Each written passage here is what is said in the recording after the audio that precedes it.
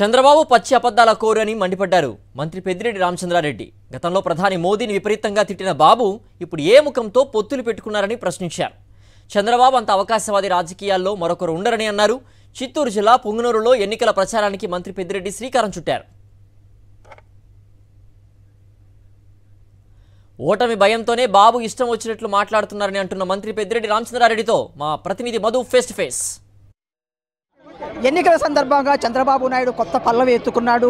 ఏదైతే బీజేపీతో గొడవ పెట్టుకోవడానికి ప్రధాన కారణము ప్రత్యేక హోదా ఇవ్వకపోవడమని చెప్పాడు. అదే సందర్భంలో మరి మిగతాటి అన్నీ కూడా అమలు చేయడం జరిగిందనేసి చంద్రబాబు చెప్పడం జరిగింది. ఈ అంశం మీద మాట్లాడడానికి సీనియర్ మంత్రి పెద్దిరెడ్డి రామచంద్రారెడ్డి ఉన్నారు. ప్రత్యేక హోదా ఇవ్వకపోవడం వల్లనే నేను గొడవ పెట్టుకున్నాను చంద్రబాబు నాయుడు రోజుకు ఒక మాట మాట్లాడతాడు. అవసరం వచ్చినప్పుడు కాళ్ళు పట్టుకుంటాడు, అవసరం తీరితే జుట్టు పట్టుకుంటాడు. అతని గురించి రాష్ట్ర ప్రజలకు అందరికీ కూడా బాగా తెలుసు. అయినా కూడా నిన్న ఆయన మాట్లాడింది ప్రత్యేక హోదా తప్ప అన్నీ ఇచ్చారని చెప్పాడు. ప్రత్యేక హోదానే కాదు, ఈ వేళకు పోలవరం ప్రాజెక్టు పూర్తి స్థాయిలో పూర్తి అయిపోయి ఉండాల.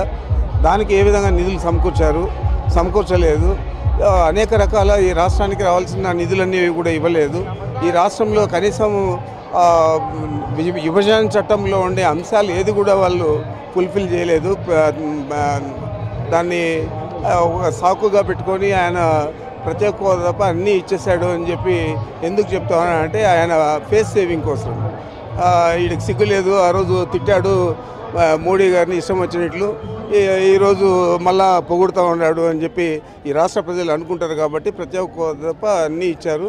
దానికోసం నేను కొట్లాట పెట్టుకొని మా మంత్రి మండలి సభ్యులందరినీ కూడా రిజైన్ చేయించాను అని చెప్పి చంద్రబాబు చెప్తా ఉన్నాడు.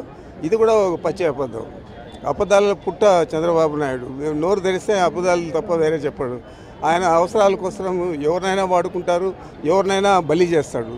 అది చంద్రబాబు నైజం. ఈ రాష్ట్ర ప్రజలు మీ ద్వారా ఈ రాష్ట్ర ప్రజలందరూ కూడా తెలుసుకోవాలని చెప్పి నేను తెలియజేస్తాను. ఒక బర్నింగ్ ఇష్యూ రాష్ట్రంలో జరుగుతున్నది సార్. ఏదైతే గీతాంజలి ఉన్నదో ఆవిడను సోషల్ మీడియా, తెలుగుదేశం పార్టీకి సంబంధించిన సోషల్ మీడియా, జనసేన టీడీపీ కలిసి పిచ్చి రాతలన్నీ కూడా, పిచ్చి పోస్టులన్నీ కూడా ఈ సోషల్ మీడియాలో పెట్టి ఈమె చనిపోయేదానికి కారణభూతులయ్యారు.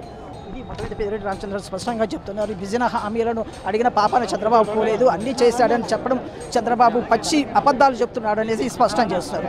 వీడియో జర్నలిస్టు శ్రీకాంత్, మధుసూదన్ రెడ్డి, సాక్షి టీవీ, పొంగనూరు.